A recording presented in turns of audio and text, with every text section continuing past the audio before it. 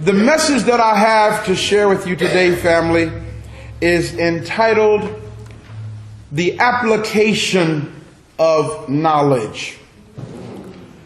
The application of knowledge. I'd like to begin this message by reading from the sacred text of the Hosea, from the particular book known as the oldest scriptures in the world.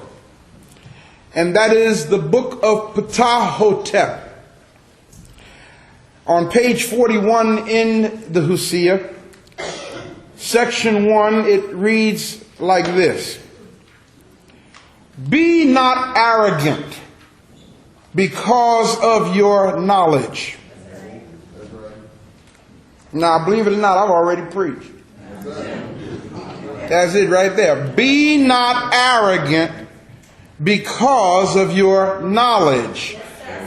Or you can replace the word knowledge with these two words: acquired information. Take counsel with the ignorant as well as with the wise.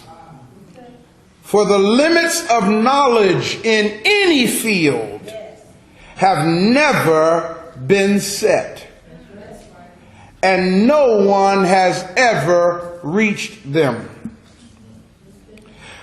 Wisdom is rarer than emeralds, and yet it is found among the women who gather at the grindstones. The application of knowledge. When I look at our condition as Africans living in America, it is almost impossible for me to separate the unique form of indoctrination into this global enslavement that we suffer. We've been colonized, and there is an ongoing exploitation of Africans in this capitalistic economy in which we live. We have been indoctrinated into the suppression of our own consciousness. Did y'all grab that? I want to take my time, and I got so much heavy stuff I want to say. I want to say it slow so that you can chew on it as I'm saying. We have been indoctrinated into the suppression of our own consciousness. Our community is in a state of mental deprivation. Our community is in a state of spiritual deprivation. Our community is in a state of socio-economic deprivation. Then to top it off, there is the blinding propaganda of patriotism. Black folk who are out of their minds have a stupid kind of patriotism to a country and a government that cares absolutely nothing whatsoever about them. The media has played with our minds to the point to whereas we think that it is a source of truth, when we need to understand that it is the vehicle of manipulation of the powers that be. What's really deep about it, y'all, is we have this confusion over a loyalty to an oppressor And the reason why we have this loyalty is because we have been duped into thinking that the origin of racism was slavery. Y'all following me? We have literally been duped into thinking that racism began with slavery. Nothing can be farther from the truth. And you'd be surprised how many Europeans even think that racism began with slavery. Everybody say this: I must understand, say it, the cause of my predicament. Family, the understanding of cause is of utmost importance. If you don't understand the cause of a thing, you will never ever address it. Too many people scrape paint off of the ceiling in their house because it's peeling, and they paint over it. A few months later, they scrape it again and paint over it. A few months later, they scrape it again and paint over it, never stopping to think that there must be a cause to this paint that keeps peeling. Until you get up and fix the leak in the roof, you're going to always keep on scraping, peeling paint. Once you understand, family, that racism and cultural supremacy preceded the enslavement of Africans in the Americas, then you come to the fact that the only solution, everybody say the only solution. The only solution, brothers and sisters, for our predicament is for us to change the framework of the color hierarchies through which people have learned to judge one another. People have learned to screen one another as well as every other aspect in their world. You've got to change the framework that causes you to think the way you do. We got black folk who honestly operate within a framework that the lighter your skin, the better you are. Look at somebody near you and say, there's something wrong with that. We got to get rid of that kind of thinking. Without a working appreciation of our cultural and historical heritage to the historically demonstrated intent of others, we cannot remain competitive. We cannot remain operative in this society. We don't love ourselves like we're supposed to. We don't appreciate ourselves like we're supposed to. We have an appreciation for everybody else but us. Y'all heard about the recent doll test all over again? Where a young black child is given the opportunity to choose between a white doll and a black doll. And that black child chooses the white doll. Something's wrong with that. And then what's really deep is when the child is challenged, the child says the white doll is good. The black doll is bad.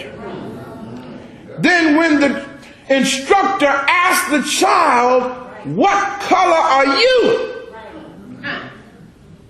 the child went into cognitive dissonance and became unable or unwilling to answer the question.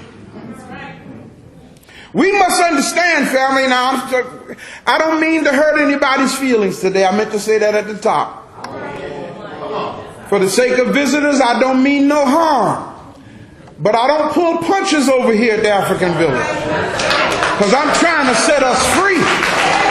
I'm trying to wake us up. That's the problem now. We've been stroked to sleep. We've been comforted till we're sleeping to our own demise. So let me smack you today. I gotta wake you up. We must understand, family, that integration is the enemy of African unity. Did y'all hear what I said? Integration is the enemy of African unity. Why do you say that, Pastor Ray? Because integration requires that the integrating group be subsumed. I didn't say consumed. I said subsumed. Integration requires that the integrating group be weakened. Integration requires that the integrating group be scattered as a minority in a society where the majority rules. Integration, or the amalgamation of the races, I don't care how you want to say it, are exercises in fatalism and wishful thinking, and we're good at that. We're good at wishing the best. We live our lives wishing for the best. Cedric told us how we like to wish. Cedric the entertainer, he said, black folk are those folk that say, I wish a nigga would sit in my seat. We are a wishing kind of people. Why is integration bad? Follow this very carefully, people. Integration is bad because, and just look back at history. Let history testify for me today. There has never been a time in the history of the human race where the slave masters or the oppressors of one group ever voluntarily let the other group have equal opportunity. Think about it. Well, the Lord wants us all to be one. The people who say that don't mean that. What they mean is the Lord wants you black folk to be subsumed into the program of the European mind. Brothers and sisters, for the sake of our empowerment and for the sake of our liberation, we must stop. Can I be free now? Yes, all right. We must stop confusing intellectual masturbation with African consciousness. Did y'all grab that? Let me say it again. We've got to stop confusing intellectual masturbation with African consciousness. Now, what do you mean, Pastor Ray, when you say intellectual masturbation? You've heard me say that before, but I never defined it for you. So that we're clear today, let me define what I mean. Intellectual masturbation is what I call the Western or the European concept of consciousness. You see, the European concept of consciousness embraces and advocates intellectualization for the sake of rationalizing despiritualized concepts. Did y'all get that? Let me say it another way for you.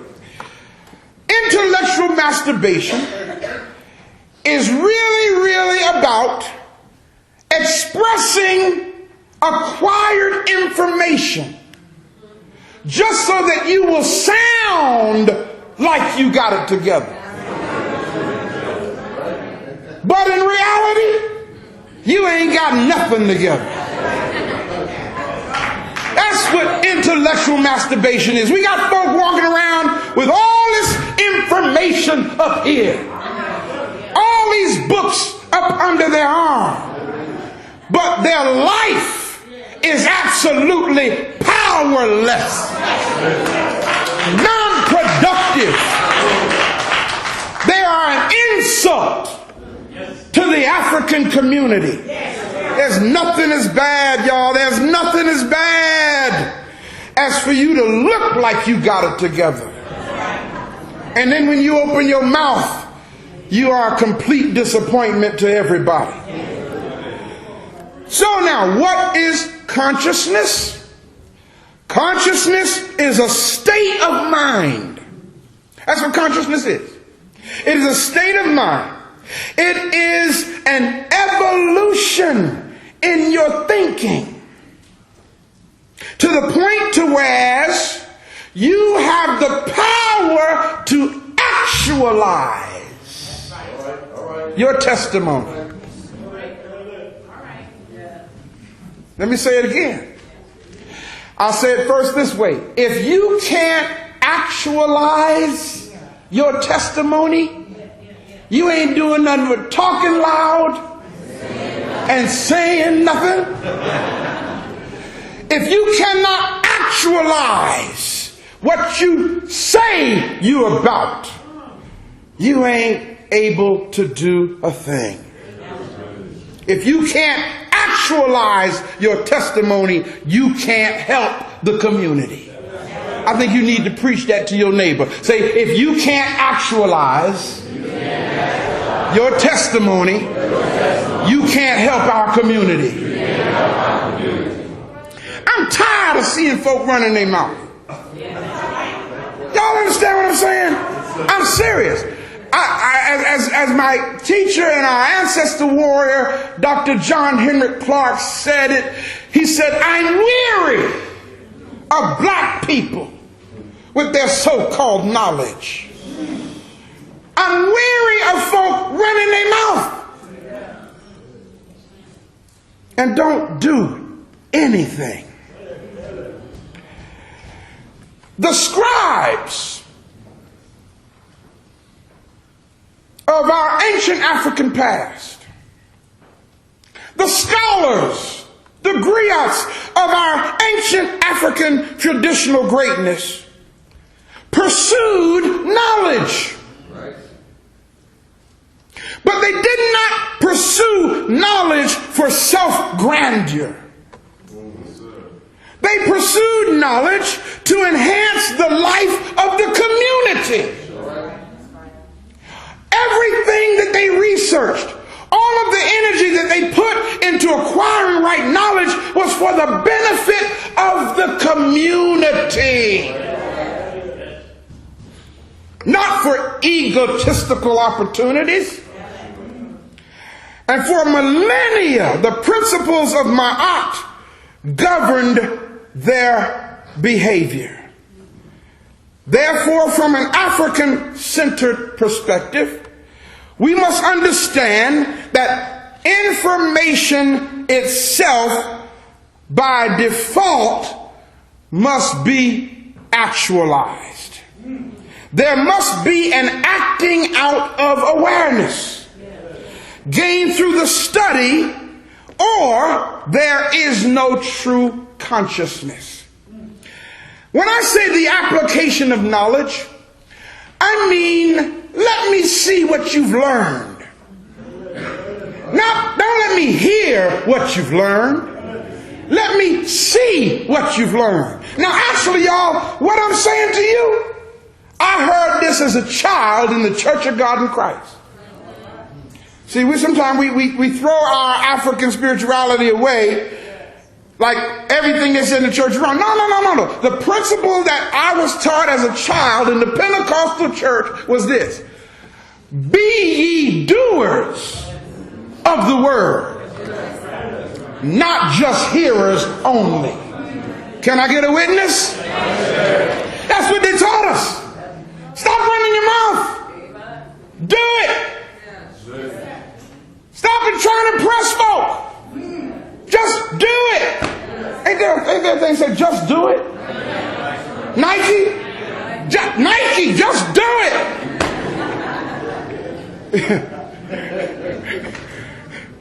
Everybody say the need for correcting cultural education.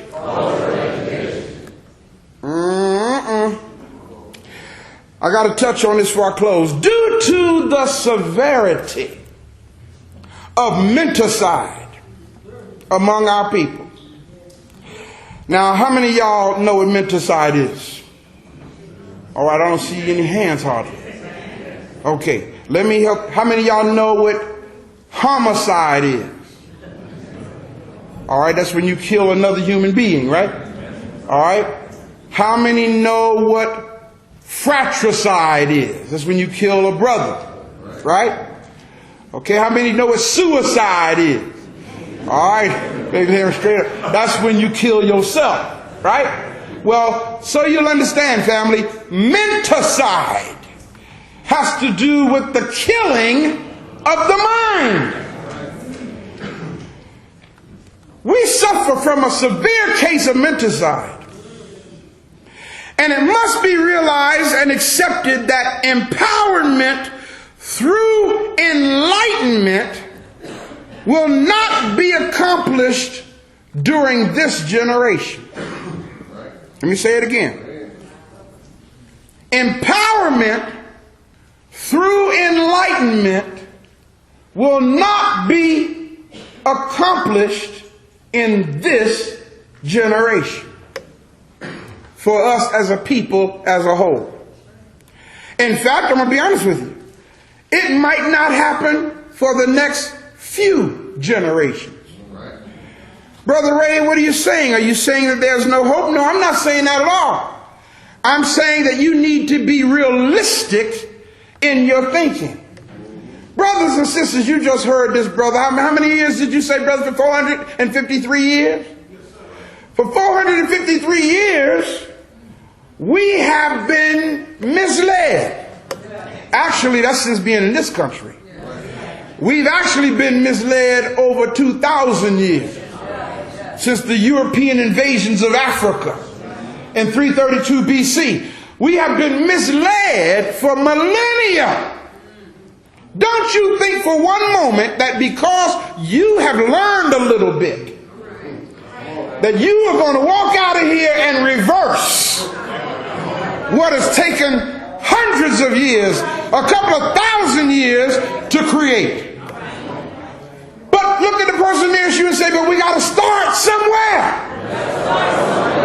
It's got to start right now with you. You have got to become an agent, a vessel, a voice in the wilderness of ignorance. You've got to open your mouth. Like I was taught in the church. Cry loud. Spare not. Lift up your voice like a trumpet in Zion and show my people their transgression. Now we got that all turned around. We think that means show my people that they're drinking too much.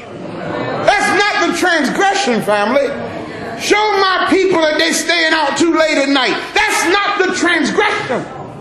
The transgression of our people is turning away from who we are. The transgression of our people is taking on a belief system that is against us. The transgression of our people is loving an enemy.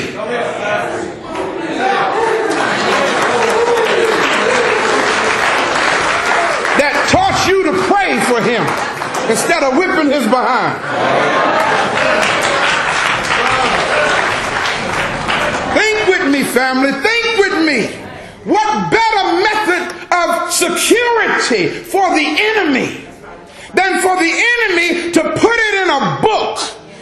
Love your enemies. Pray for them that would mistreat you. When the very person who's mistreating you is the one who told you to pray for those who mistreat you. Look at somebody next to you and say, you better wake up. Realizing the struggle is the motivational force behind the African genius. You have to realize you're at war, family. It ain't just going to come to you. You got to wake up and get involved. You got to wake up and understand that there's a power out here that don't want your child to grow up. You got to wake up and understand that there's nobody that's going to stop this power but you. Come on, man. If somebody's trying to break in your house and destroy your family, what you going to do? Say, praise the Lord. I don't think so. You, with all your praise the Lord, you're going to find a bat, a stick, or something. You're going to find something to bust somebody's head open. Can I get a witness? Well, let me tell you, someone is breaking into our house. Someone has already broken into our house. They're raping our women. They're turning out our children. Yeah, buddy. And we still asking the Lord to come do something about it. God is speaking to you, saying, don't ask me to come do something, you do something. God is saying, I ain't got no hands but yours. I ain't got no feet but yours. So if a foot is going to be put somewhere, you need to start putting your foot there. Oh, yeah. Y'all all right? Don't get me wrong. I ain't preaching violence. I'm a non-violent kind of a guy.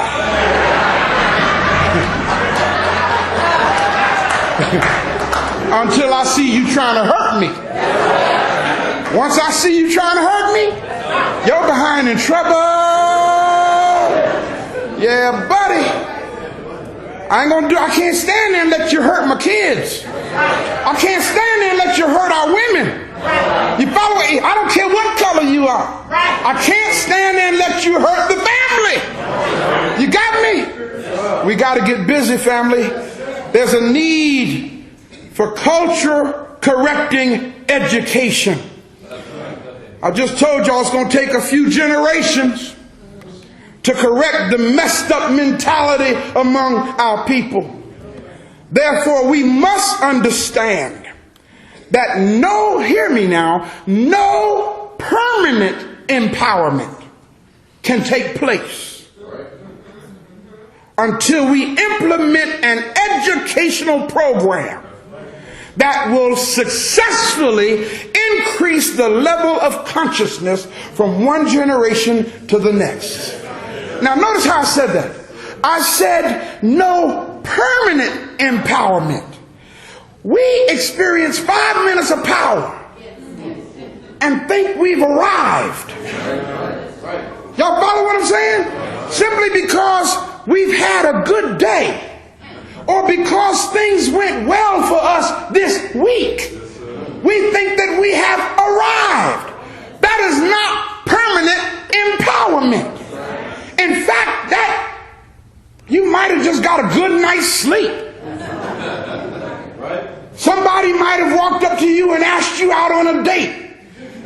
And you think that we're on our way to victory as a people. Because you ain't been out in a while.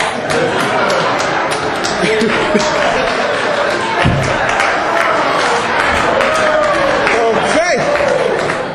Go. Look at the person next to you and say, a good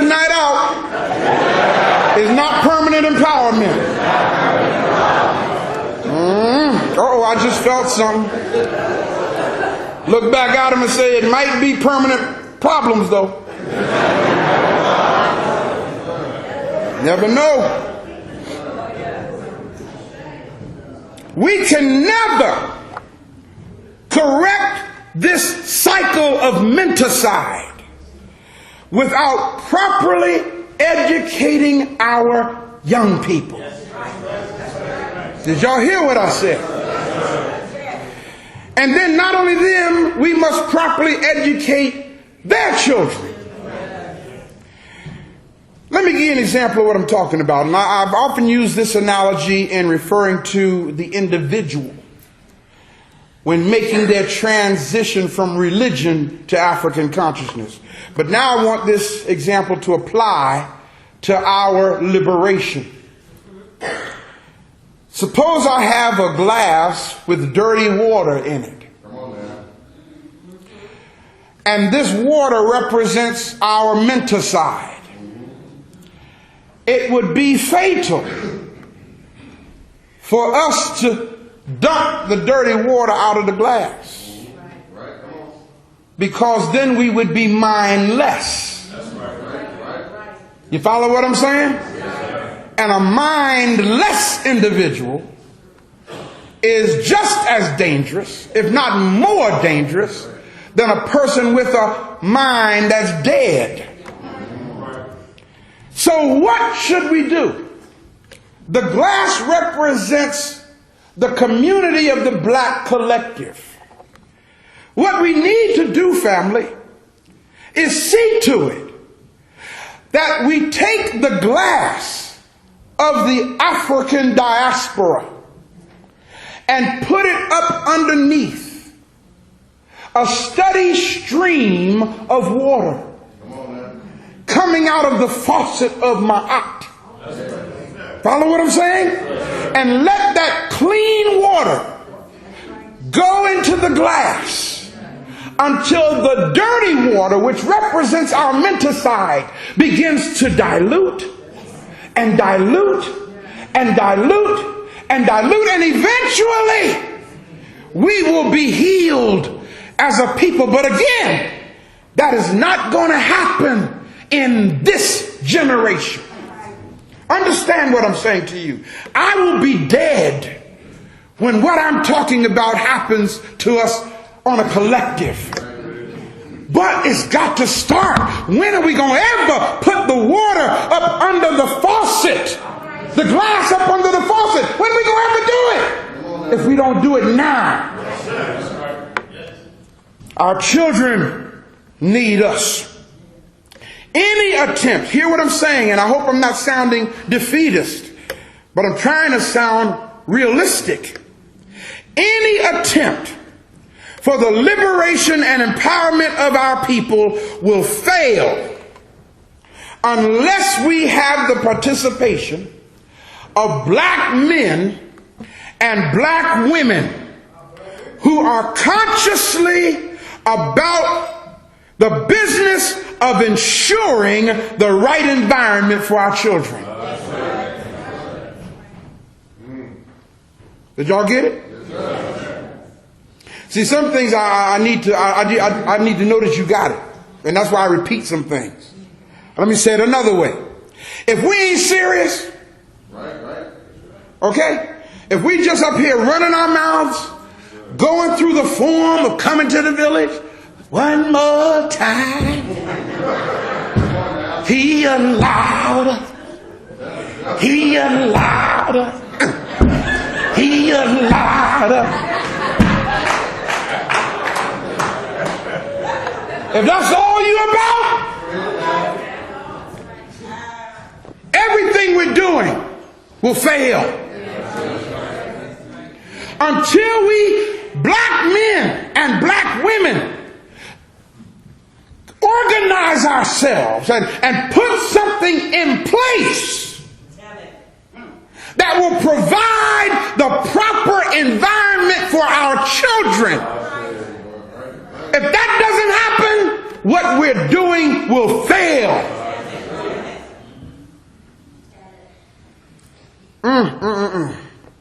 Our black women, and black men cannot do what I just said until we properly educate ourselves. Follow what I'm saying? Steve Coakley, awesome warrior scholar brother, who really tells it like it is. Steve said this: I'll know when you got right knowledge because it will be manifested in your actions. You got me? If you don't have right knowledge, if you don't have liberation consciousness, you will continue to look good. You will continue to impress others. But your child will die. Where's that passage in Hosea? Who got their Bible? Hosea, what is it? My people are destroyed for lack of knowledge. What is that passage? Hosea 4 and 6. Read it for me, Sister Karen, please, real quick. I want you, see, we focus on just that verse. I want y'all to hear something here.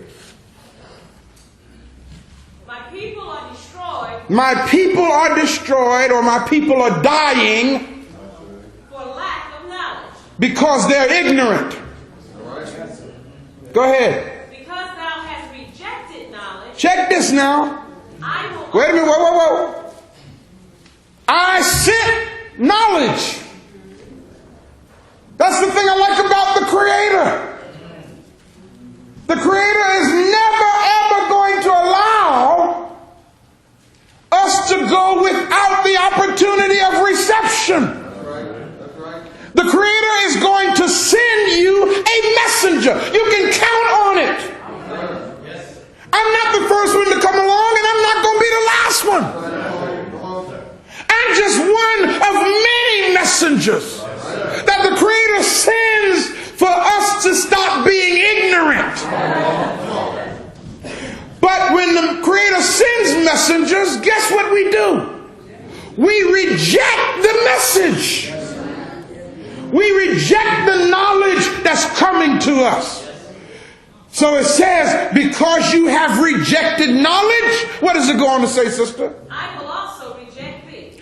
I will reject you. Go ahead. That thou shalt be no priest to me. Oh my God. You're supposed to be in the position to heal my people. But you've rejected knowledge. So I'm going to make you an enemy to yourself. Man. Go ahead, sister. What else does it say?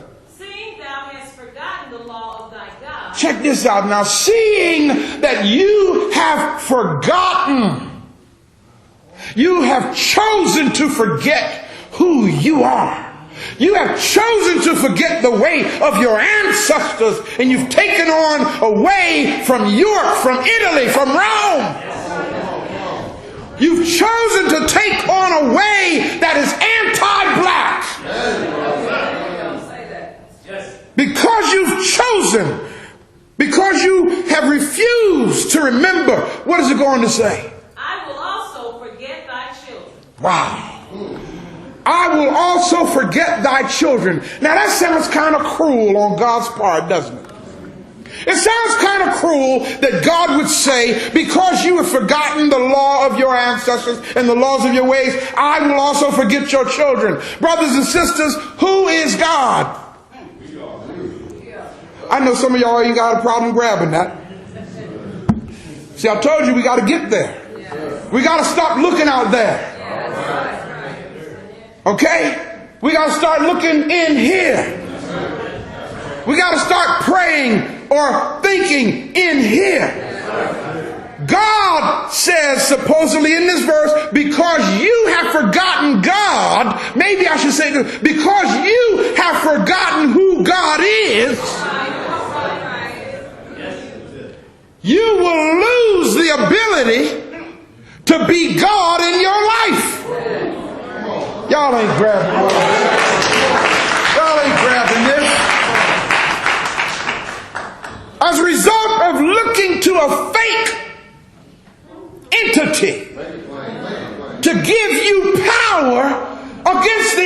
adversary, when the adversary attacks you and your home and your family and your children and your finances, you will be defenseless because you're depending on a lie to save you.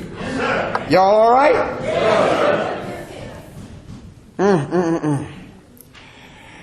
Brothers and sisters, in African cultural consciousness,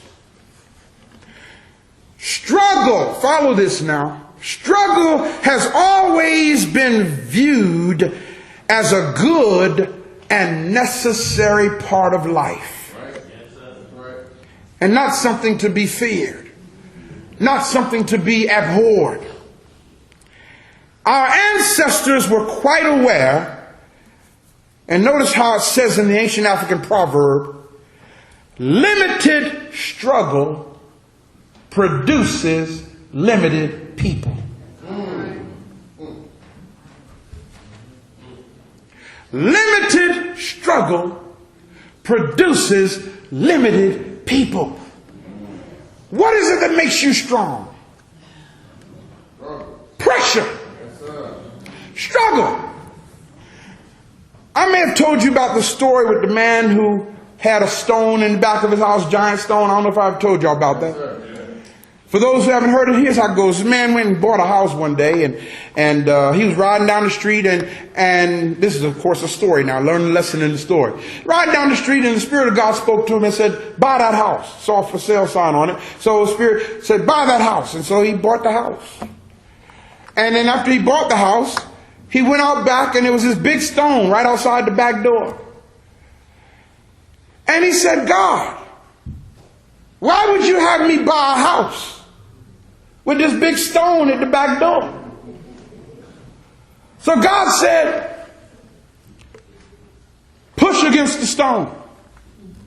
The man said, what? Push against the stone. It's okay. So the man got out there and started pushing. And he's just pushing against the stone, man. You know, he pushed and the stone ain't moving. God, the stone ain't moving. Keep on pushing. So he went around the other side.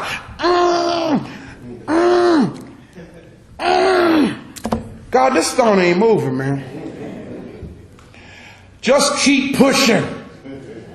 All right, God, because you said so. And this went on for about 3 weeks. And then the dude said, God, I ain't pushing no more. You told me to push and move this stone, and I ain't moving. God said to him, I didn't tell you to move it. I told you to push against it. Now, God, why would you just have me push against the stone and it ain't moving? God spoke back to him. I didn't intend for the stone to move. I knew the stone was there when I told you to buy this house. The reason why I had you push against the stone was to make you stronger. Look at your arms. They're bigger because you've been pushing against that stone. You see what I'm saying? So a lot of times we got a stone in our lives. Circumstances, situations in our lives, and we're trying to push to get the thing going, and it's there to make you stronger, not for you to move it.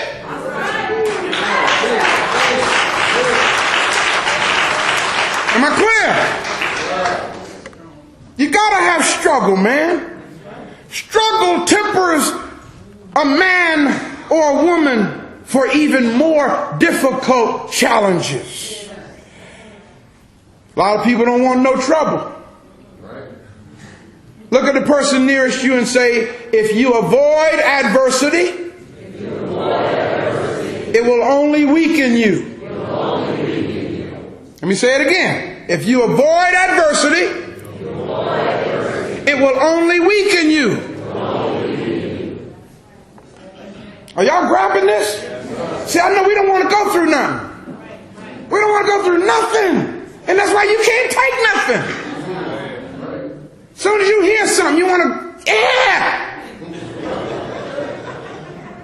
You know, you got to get to the point, man, to where whatever comes your way, you say, all right, God is. When you grow to that point, you realize that a mountaintop ain't really a mountaintop. You realize that a valley ain't really a valley. Whatever point you are on the level, if it's up here or down here, it's where you're supposed to be at that time. Okay, y'all, you got this? So don't get happy when you up here. Stay cool. Because tomorrow you're going to be down here. See, and that's the thing. If you learn to stay cool, no matter where you are, you'll be all right. Okay? But if you start up here, hey, I'm on the mountaintop day. I'm in the valley now. That's how your life is going to be. Up and down, up and down, up and down. After a while, you realize that it's just life. So, family, stand up. Be strong. Hold your African head up. Walk tall. When I was in the Marines, we used to march and do drill.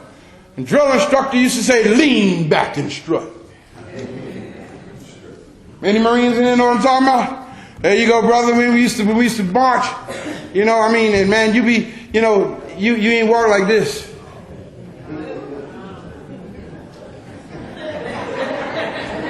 No, that wasn't it. When you marched, brother, you stood back, shoulders back. And when you marched, that's how you march. Lean back and strut. Pick them up, put them down. No matter what's coming at you, you walk a certain way. Walk tall. Walk proud. Because you are a black warrior. Male or female. You are a black warrior. You're aware of your LOS in the army of the Lord. That's why our folk will sing, I'm a soldier in the army of the Lord. You hear what I'm saying? Got my war clothes on in the army. Some of y'all woke up and start singing. Oh, I tell you, boy, it's amazing how that happens to me. God has chosen us. Our ancestors are guiding us. And our children are counting on us. Ashe. Yeah.